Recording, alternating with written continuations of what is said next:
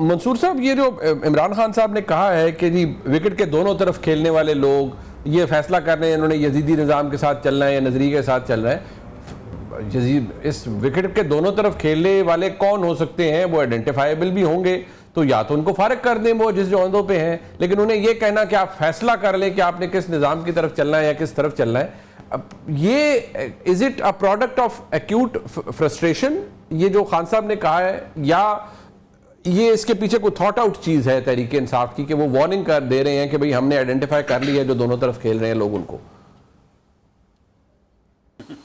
बहुत शुक्रिया मुनीब साहब। देखिए मुझे लगता है इस तरह जैसे 2011 के बाद जिस तरह पाकिस्तान तहरीक इंसाफ एक ट्रांसफॉर्म हुई थी और बिल्कुल उसके अंदर नई शक्ल बन गई थी, नए नए लोग आना शुरू हो गए थे, तो करते करते करते करते आज 2025 में तकरीबन 14 साल के बाद जो पाकिस्तान तहरीक इंसाफ की शक्ल बन चुकी है, खान साहब एक्चुअली चाहते हैं ये कि तहरीक इंसाफ ये वो वाली हो जो 1997 में थी। 1997 में 1998 में जब लोग सिर्फ और सिर्फ जो है वो इमरान खान साहब की जात की वजह से, नजरिए की वजह से पार्टी में शामिल थे, उनको जानता कोई नहीं था, उनका वोट बैंक भी कोई नहीं था, लेकिन प्योरिटी के साथ जो है वो खान साहब के साथ थे।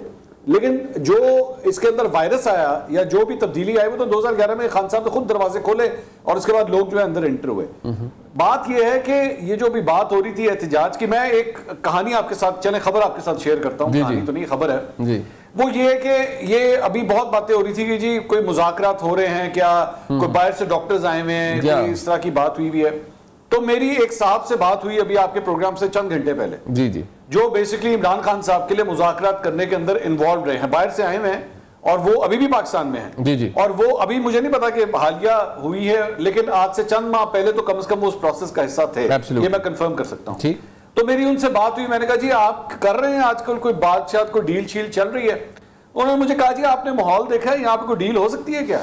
ये जो हरकतें ये लोग कर रहे हैं इसमें कोई डील हो सकती है? मैंने कहा जी क्या मतलब आपका? कहते हैं आप देखिए जंग के अंदर जो इन्होंने जो कुछ किया, जिस किस्म के बयान दिए, उसके बाद जब आसिम मुनीर साहब जो है फील्ड मार्शल के ओहदे पे आए, उसके बाद जो बयान दिया गया अलीमा खान साहिबा की जानिब से, उसके बाद ये जो बातें की जाती हैं जी हम एहतिजाज करेंगे, हम सड़कें गर्म कर देंगे, लोगों को बाहर निकाल देंगे, इस माहौल के अंदर क्या कभी बात हो सकती है क्या?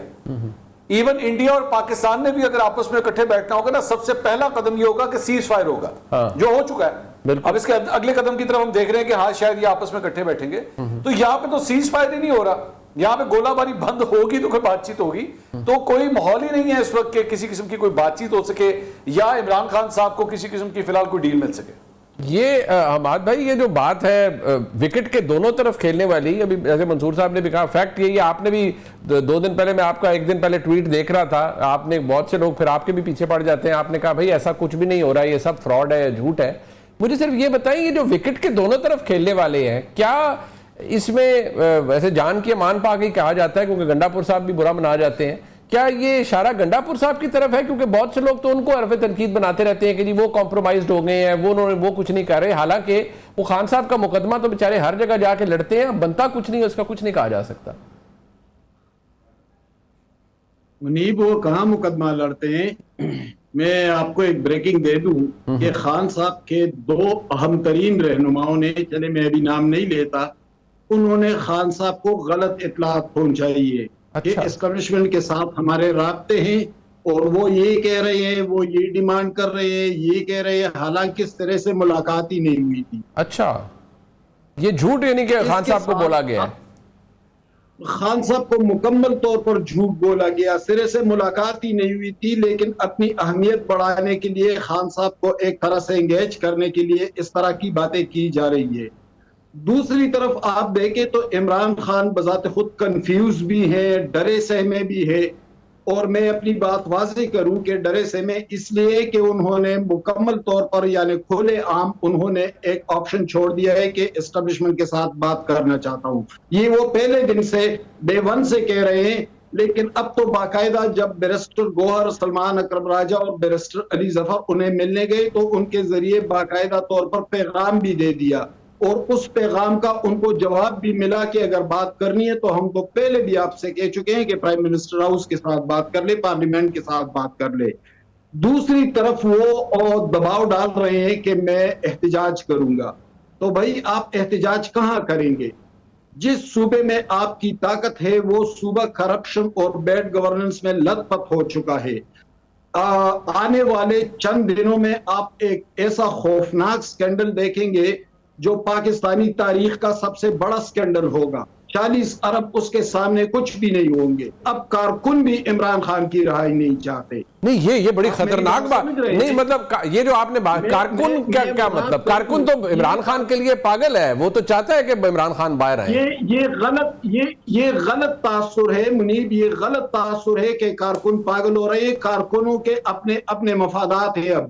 अब 10,000 मसाजिद को सोलर दिए गए थे, 4 लाख सोलर 38 लाख पर खरीदा गया। ये जो 34 लाख की करप्शन हुई है मसाजिद के सोलर में, ये कारकुनों को ये पैसे गए हैं। अच्छा, ठेकों के मामलात अलग से हैं कि कारकुन उसमें इन्वॉल्व है। प्लांटेशन के मामलात अलग है कि कारकुनों मतलब आप कह रहे हैं कि खैबर पख्तूनख्वा में बकौल आपके कि जो लूट खसूट है वो उस मौजूदा निजाम के लोगों को सूट कर रही है, और वो ये चाहते हैं कि खान साहब कभी बाहर ना निकलें, और उनको फायदा है कि खान साहब जेल में रहें, और वो खान साहब से गलत बयानी भी करते हैं। मेरे जरा साथ रहिएगा, क्योंकि आपने अहम खबर दी है। जरा अलीना आप देखिएगा इसको, जरा इसको रिफ्लेक्ट कीजिएगा कि ये जो अभी आपने भी, in fact you were the first one to quote, and I still want obviously Mansoor साहब के वो भी इसके ऊपर अपना ओपिनियन दे, but I want you to reflect on this कि ये विकेट के दोनों तरफ खेलने वाले कौन है। विकेट के दोनों तरफ खेलने वाले बैरिस्टर गौर खान तो नहीं हो सकते, क्योंकि उनका मेरे नजदीक तो कॉन्डक्ट वही है जो जिस पे लोग बहुत तनकीद करते हैं, बट वो आता है कि as a sober decent man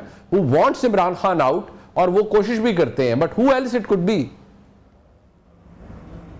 Munib, बिल्कुल नीयत पे शक नहीं किया जा सकता। मेरे ख्याल से हर कोई पाकिस्तान तहरीक इंसाफ के अंदर अपनी अपनी कैपेसिटी में ज़रूर कोशिशें तो ज़रूर कर रहा है। ये रिफ्लेक्टिव उसमें भी होता है, उन तमाम डिसीजन में भी। आपको याद होगा किस तरह से सुबह 7 बजे जो है वो जेलें खुलवा के मुलाकात भी फैसिलिटेट करवा दी जाती हैं।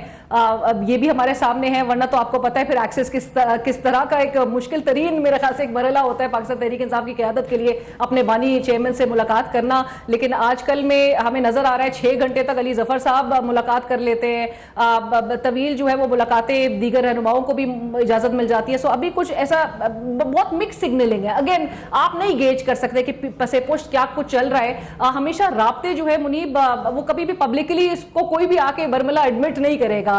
हर कोई अपनी अपनी कैपेसिटी में राब्ते कर रहा है। हुकूमत के साथ भी जो हमारी इतलात है उसमें पाकिस्तान तहरीक इंसाफ की क़यादत में से काफी ऐसे लोग भी हैं कि जो कि हुकूमत के साथ भी ट्राई कर रहे हैं, कोशिशें कर रहे हैं।